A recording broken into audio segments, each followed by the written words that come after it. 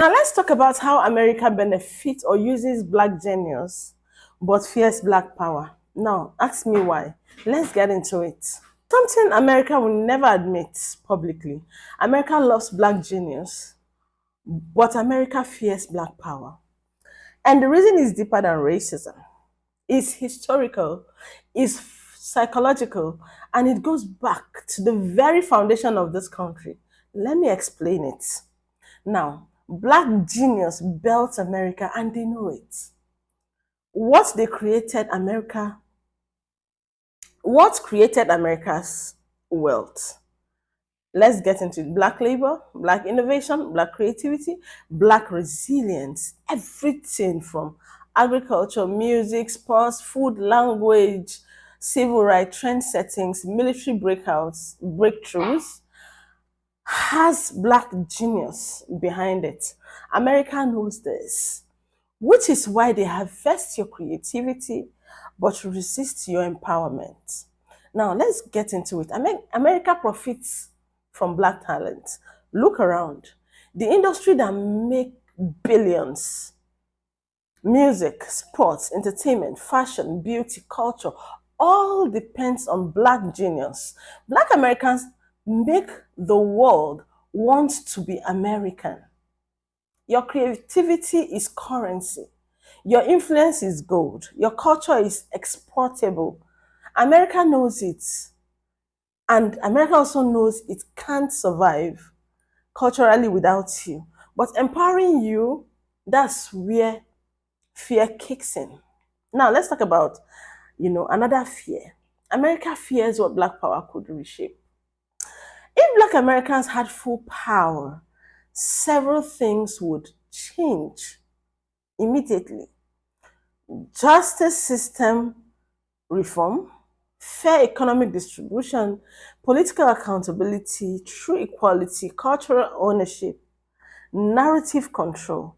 America knows black power would force the country to confront everything it has avoided for 400 plus years. That is why they love your music but hate your message. They love your style but fear your voice. They love your influence but fear your unity. Now, the fourth one is America knows black Americans are natural leaders. Here's the truth. Black Americans have spiritual depth. Black Americans have emotional intelligence. They have leadership instinct. They have prophetic instinct. They have community awareness. They have cultural dominance. They have moral courage. When you speak, the nation shifts. When you move, the nation follows. That kind of influence terrifies systems built on control. And that is just the truth. Now, another fear America has about black people is America fears black unity most of all. America knows that the only thing stronger than black genius is black solidarity. When black Americans unite, laws change, election shifts, companies collapse or rise, movement explodes, narratives crumble. Division protects the system. Unity threatens it. That's why America encourages cultural theft, competitiveness, distraction, labeling, stereotypes, internal conflicts, because united black power would take or would shake the country to its foundation. Now, another thing they fear is America wants the product, but not the ownership. Do you understand? Now, they want black creativity. They want black culture. They want black invention. They want black expressions. They want black talent. But they don't want black ownership, black control, or black decision making. They want your gift, but not your authority. This video is long, right? But do you enjoy it? Let me see you subscribe if you do that. Then watch these videos. I'll be back with the closing. All right, please watch this video to the end. You enjoy every part of it. It's specially meant for you and also to educate people who are not black Americans to start seeing black Americans for who they are. Watch these videos. I'll be back. Thank you. I don't know if you saw that video of the mayor of Chicago referring to Trump as small. But the things he said right before that comment really resonated with me. He basically said that Trump is pointedly intimidated by intelligent black men. It made me think of when I was in the studio about a week or so ago with an artist a little bit younger than me. They're probably going to see this, right? It was my first time meeting them, and it was just immediately evident to me how fucking smart they were. Like, it was just radiating off of them. And I'm not talking about how educated they are, right? Because there's a difference. You can be given all the tools, but if you can't connect dots, you know, it's just different, right? This person is just really, really smart. They were asking me, how can I get on TikTok? I was like, you should leverage your intelligence, talk about the things that matter to you, and make that the focal point of what you do. And they were basically like, yeah, I feel like I downplay my intelligence a lot. Like, I upplayed the whole ditzy thing or whatever.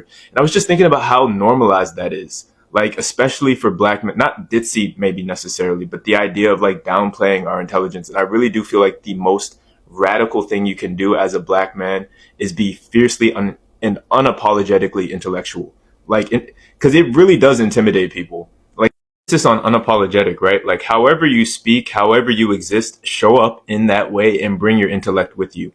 And don't apologize for it. Don't amend it whatsoever. Because no matter what direction you go in, there's going to be someone trying to curtail aspects of who you are, to snip and prune at you and your personality.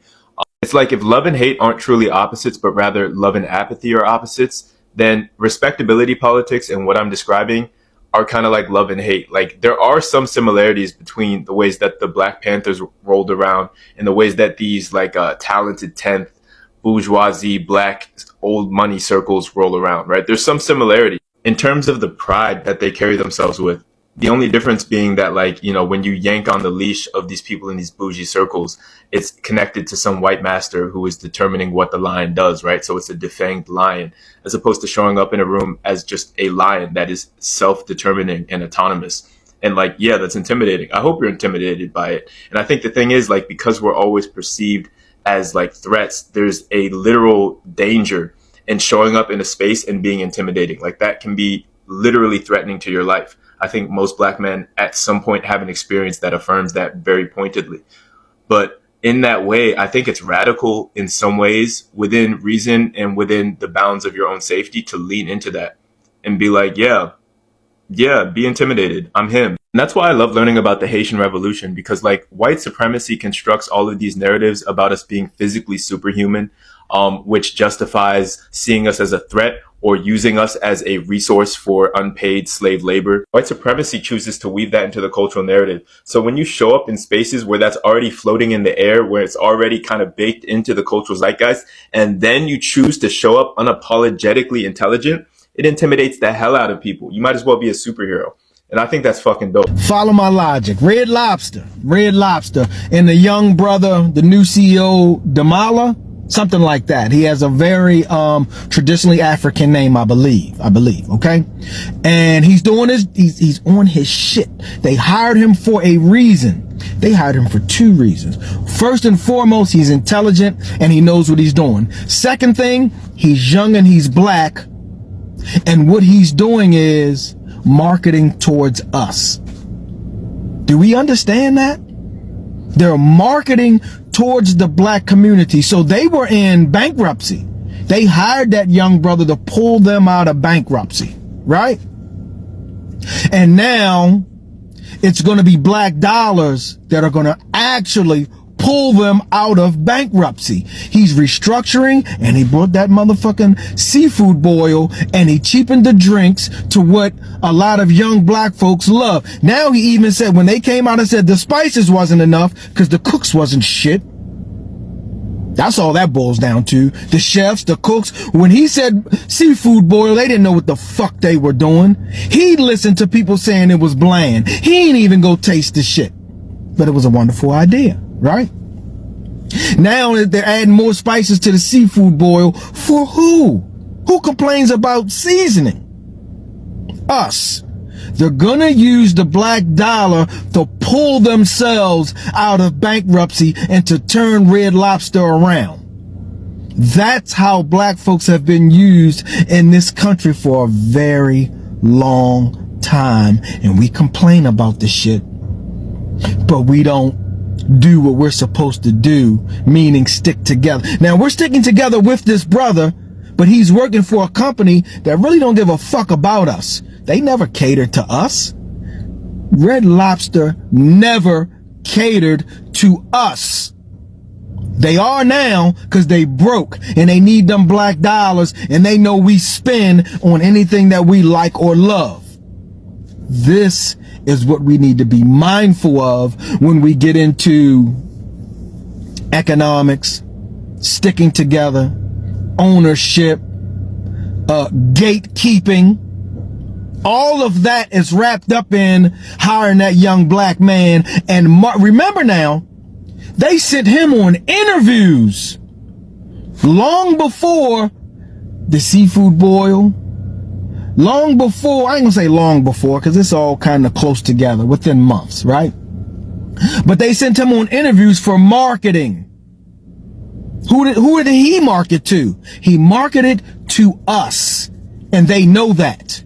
You ain't never seen no black CEO go on a interview tour after they take over a company that's been bankrupt, but you ain't get them out of their situation yet. You ain't flipped that company to be profitable yet. He's marketing to us for our money. That's his job. Do we see it? Or do we have very intelligent black folks saying, well, if he gonna be the CEO, we gonna buy up all the Red Lobster stock so we own that shit? Are we doing that? No, we're not doing that. We don't hear people talking about that. We hear people talking about these cheap ass drinks and the seafood boil. That's it. That's it. We're being used once again, but we're gonna have fun doing it. And that's what they know. I've always hated the way black genius children in America are handled. Celebrate them, absolutely, but to accelerate them guarantees that they are robbed of the childhood that makes them human. The smartest kids I've ever known were ones that kept their genius hidden until they can get some control. Because now here comes an entire committee of smart people who have found out that this particular genius can make money. And now they're going to push them through all the things that make them kids. And what kind of adult do you think that makes? Usually one that looks back on life with resentment, like, dang, I wish I were dumber. They seem to be enjoying life, the stupid people, but here I am. Yeah, I'm making a whole lot of money, but I can't pay for another childhood. And yes, granted, we are a bit more understanding when it comes to mental conditions like autism and whatnot, but these are just superpowers that have been misdiagnosed. If you're a black genius child seeing this TikTok, shh. Racism is the actual reason that millennials wore business attire to the club back in 2007. Club owners would watch BET and write down every outfit they saw in the music videos and use that as a dress code. Every style we popularized got forbidden, so all we had left was our office attire. Since we started wearing business attire and we gatekeep everything that is cool, everybody else started wearing business attire too. Everybody wants to laugh about it like it's a cute, funny quirk, when really it was a trauma response. Who said that? Who said that?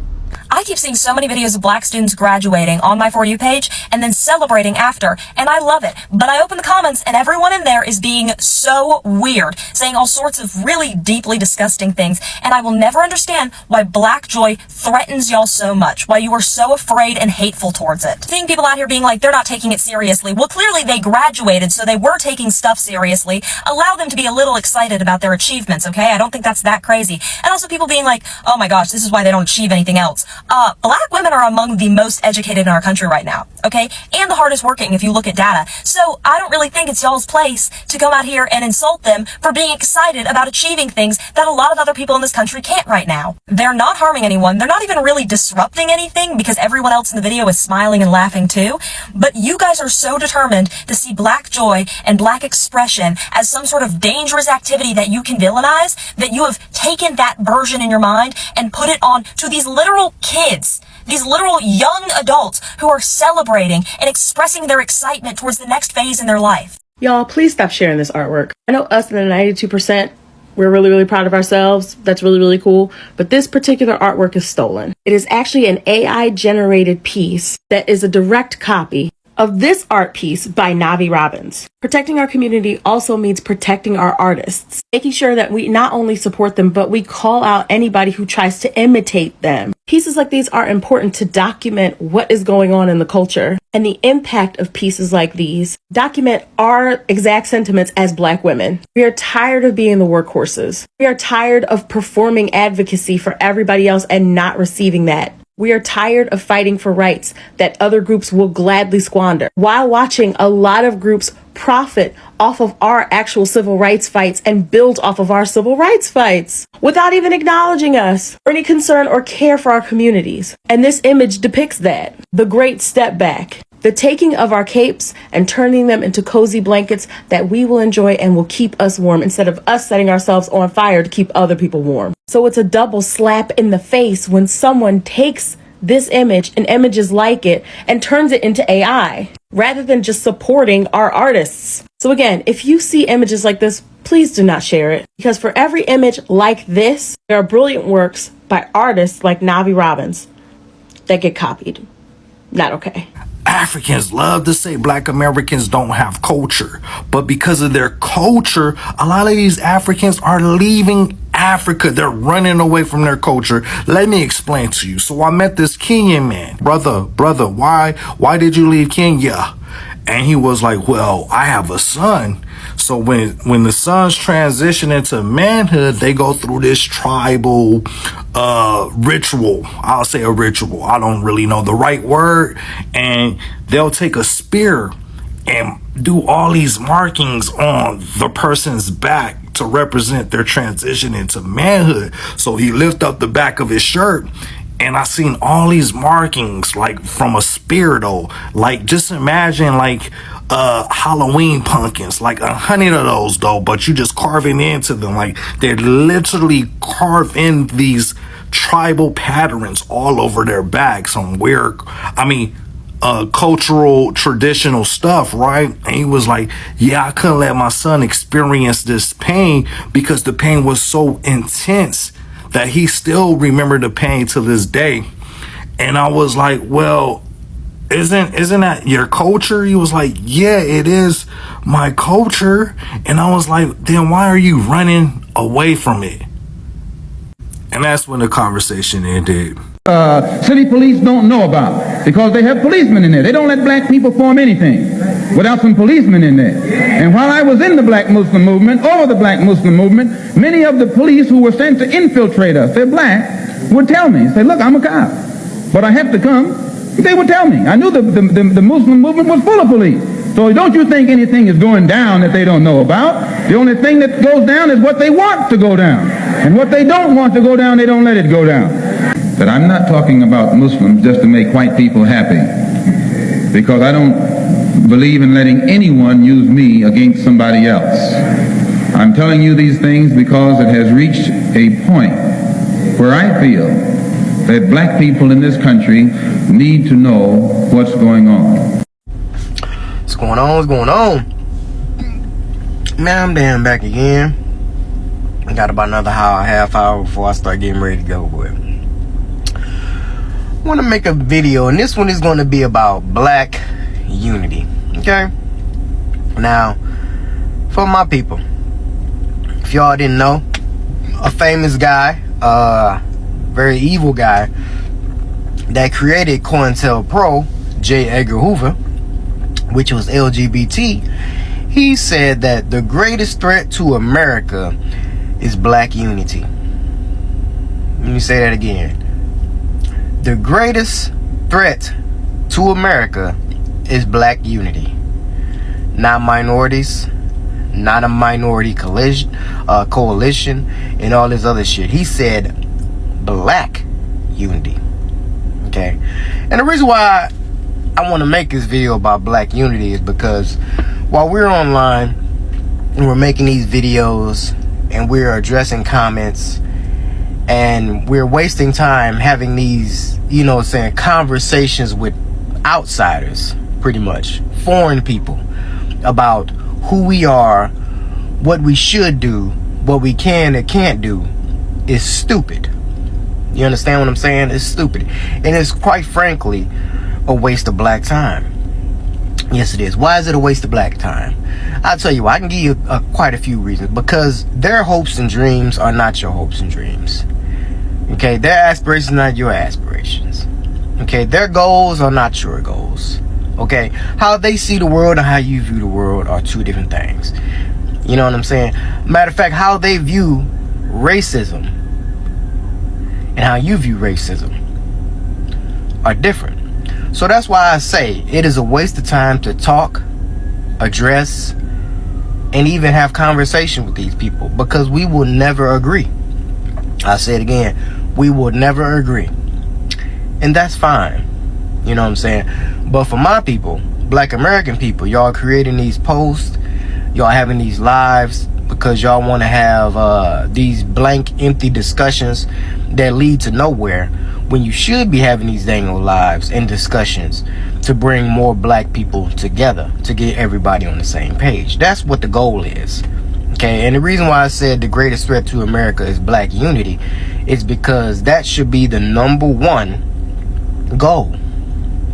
Everything else is just a distraction. Everything else is a fucking waste of time. That's just the honest dang old truth. Okay, and I was forced to make this video because I go across so many lives, right? And I'll see the title and I'm like, oh, okay, this should be a good conversation, right? I click on the live, I go in the live, and it's my people arguing with outsiders that are pretty much irrelevant, arguing with outsiders that the only reason they're here in the first dangle place is because of what our ancestors did. Arguing with them about nothing. They're not going to change these outsiders' minds. These outsiders are always a detriment, always been a dangle detriment, just wasting fucking time. Okay? And so that's why I decided to make this video, you know what I'm saying, about black unity, because that is the primary goal. That's the primary goal. Okay? Now all that other stuff, arguing with people from other dangle groups about who you are, where you're from, what you've done, all that shit doesn't do nothing, because they're not listening to you. They don't care. And quite frankly, they already know, but their whole objective is to steer you out of the direction you're supposed to be going. I'm gonna say that again. The whole objective is to steer you out of the direction you're supposed to be going. And if they can't do that, they want to steer the conversation away from where it's supposed to be going. So arguing with outsiders, letting them come into your dangle live and getting the dangle panel to express their opinions, which is fucking irrelevant, and what they think, which is fucking irrelevant, is a waste of time. And so if you're a black American, right, and you make content, lives about black dangle unity and solving our dangle problems and coming together or whatever, keep foreigners out of your goddamn lives. I'm gonna say it again. Keep fucking foreigners out of your life. Quit inviting them up on the goddamn panel, because what you want and what they want are not the same damn thing. Especially if you're talking about black business. Now, if you're talking about just some random bull crap, some random old topic or whatever, okay, that's fine. But when we're talking about family business, it needs to be only family in there. Okay? That's all I'm saying. And when you do that, you will get a lot further. You know? And that's just the dang old truth. Black unity is the goal. Black unity is the threat. Wasting time on foreigners and all this other little bullshit, that don't do nothing. All that does is slow us down and waste time. Okay? But that was just something I dang on noticed, you know, because I also see lives where our people is just sitting here complaining all day about foreigners. Like, okay, look, it's nice that you can point out these dang old problems, but now it's time to put these minds together to see what to do about it, so we can take a plan of action. That's what we should be doing at this dang old point, because as of right now on social media, we have plenty of content. We have plenty of ammunition to know who and what we dealing with. Now it's time to see what the fuck we gonna do. Now it's time to come together to see how we gonna go about this to fix this damn problem. That's what time it is. It is not to keep making the same old tired ass lives, inviting in foreigners just to go back and forth and name call. That's what kids do. That's what kids do. That's what idiots do. Okay? But if you're an adult and you're intelligent, okay, you know exactly what to waste your time on and what not to waste your motherfucking time on. Okay? And one thing I would never do is go back and forth about a foreigner about my identity, where I'm from, what I've done, what I should do, what I shouldn't do, and how I should go about it. Ain't shit they can tell me. Nothing. I'm sorry. And y'all probably like, well, damn, that's mean or whatever like that. Show me the dang old Chinese organization that invites black people in their dang old circle to give them advice on what to do and what not to do. Show me that. Show me a Mexican circle where they invite black people in their dang old circle to give them advice on what to do, how to do it, and what to go about it, and all these other groups. Show me that. If you can't show me that, I don't want to hear shit. So when I say, when it comes to black people and black businesses, don't invite no motherfucking foreigners in your motherfucking circle to discuss the direction of where our group should go, what we should do, what our goals and interests should be. Okay? And that's just as rudimentary and basic as I can fucking say it. Common sense. Okay? Just saying. Common sense. You understand what I'm saying? So for all my black Americans, keep in mind, when y'all making these dang old videos, y'all having these lives, okay? It's not just for clicks and likes and views and attention. If you ain't trying to bring together, if you're not trying to inspire, if you're not trying to encourage, I don't know what the fuck you doing it for. Because it's a waste of time. You know? I mean, but then again, it really don't surprise me because a lot of people, what they consider music is two different things as well. You know what I'm saying? I'll make a video about that because what was considered music back then and what's considered music now is two different things. But I'm gonna circle back to the beginning. Black unity is the biggest threat. Black unity is the focus. So if you ain't talking to black people and you ain't trying to get together with black people, you ain't trying to bounce off ideas, you ain't trying to support or anything like that with black people online or in life, okay, I don't know what the fuck you're doing. I'm saying, especially if you call yourself pro-black or whatever the dang case may be. Okay, so for here online, for all my people, y'all got a lot of followers, y'all do lives on, you know what I'm saying, black America issues, whatever. Stop letting foreigners come in y'all circle. Outsiders come in your circle. When you're having a family discussion, keep it a family discussion. Okay? And keep it a serious one, because we do have some of our people that are just jokes, clowns, don't take nothing serious. You know, keep them out too. Okay? There's a time to joke, and then there's a time to build. Okay? But social media should be the prime tool for that, because you can reach a lot more people in a shorter amount of time. But I'm in this video, y'all, and remember what I said, black unity is the threat. Okay? Y'all have a nice day. The director of the FBI himself, J. Edgar Hoover, once said, the biggest threat to America is Negro unity. So let that sink in. The world's biggest fear is not World War III. It's not politics. Their worst nightmare is for the black man to rise up. Their worst nightmare is for the black man to put down the drugs, to let go of the self-hatred, and to unite. Because once they wake up, it's over. Just think about it. Every system that's in place right now profits off the destruction of the black man. Prisons, the streets, the music they push, the poisons they put out in our communities. It's all meant to distract and divide. Because if the black man ever really knew his true powers, they would never be able to control him. They feed you drugs to numb you. They tell you lies so you hate yourself. They pit you against each other so you never see who the real enemy is. And the sad part about it, most of us are playing right into their hands. Can you imagine a generation of black men who choose discipline over destruction, unity over ego, purpose over pain? That scares them, because once we put that energy together, we don't just change our lives, we change the whole world.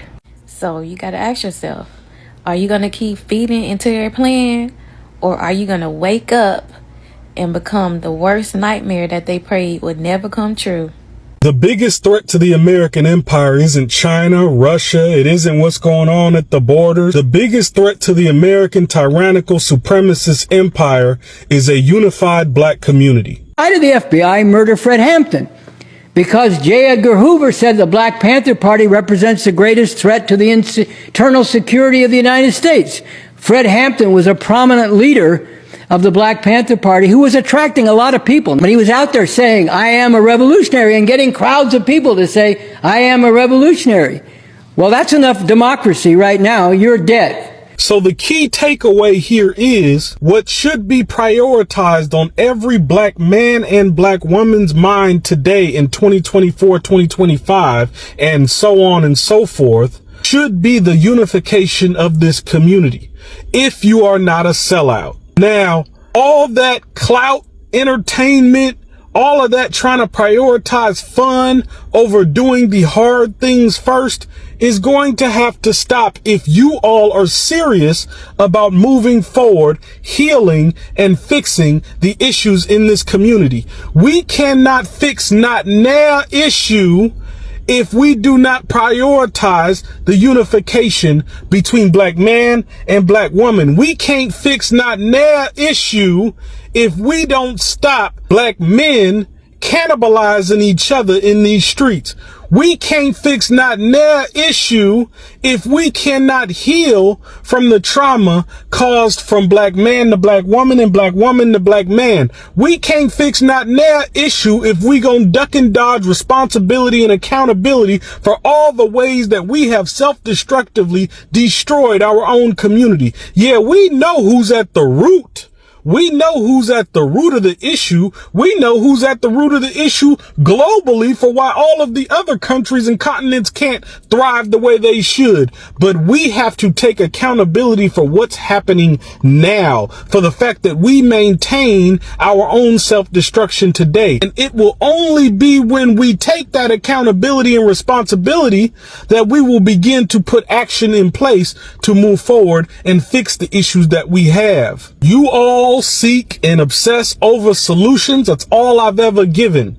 You want to fix and heal the community. I'm telling you to be kinder, be more respectful to each other. You want to fix and heal the community. You want to move forward. I'm telling you to put your money together. It don't gotta be on no big grand scale right now. If you in Georgia, put you and your family's money together to get something large. If you accomplish that, put you and your neighborhood's money together to invest something. If you accomplish that, you in the city. If you accomplish that, you in the state. If every person, every pro-black person does this nationwide in every major city and every major state, we wouldn't have any issues today as a community. But because we prioritize fun and entertainment over the actual important, more complicated, difficult things, this is why we stay at the bottom of the totem pole and suffer. You don't want to be slaves. You don't want to be considered slaves. You don't want to be called slaves. You want to have equal to what the supremacist, the European reject has. You're thinking too small. You're focused on fractions and decimals. I'm trying to get you to focus on the mountainous riches that are waiting for you if you would just live up to your potential. Imagine being a black man being willing to lay down with a white woman, even after learning at one point in time in history that if he decided not to do so, it was punishable by not only torture, but death, gelding, where they would cut off the man's penis. Imagine being a black woman being willing to lay down with a white man, even after knowing that at one point in time in history, a white man can just point at a black woman and just take her and rape her over and over and over and over again. Imagine being those type of black people today. Imagine how our ancestors would feel at the thought of y'all so willingly laying down, so willingly socializing with people that used your ancestors to pleasure themselves and build their economy. Now, welcome to the final conclusion of this, right? I must say credit to those creators, right? Now, let's get into it. Black Americans, you're not feared because you're dangerous. You're feared because you're powerful. America knows. Your mind is unmatched. Your culture is unstoppable. Your influence is global. Your resilience is supernatural. Your voice is transformative. Your unity is revolutionary. They use your genius because they can't create what you create. But they fear your power because they can't control what you control. The day Black Americans recognize their full power, America will never look the same again. Clap for yourself. The day you recognize who you are, America will never look the same again. I want you to go work on it. Work on yourself. The future is bright. I'll stop here. Do not forget to subscribe, like, share, comment on this video, please, and give me my thumbs up right at the end of this video. If you have not subscribed, please go do that, right? My name is BJ. I'm global just BJ. I'll see you next time. Bye, guys. Mwah.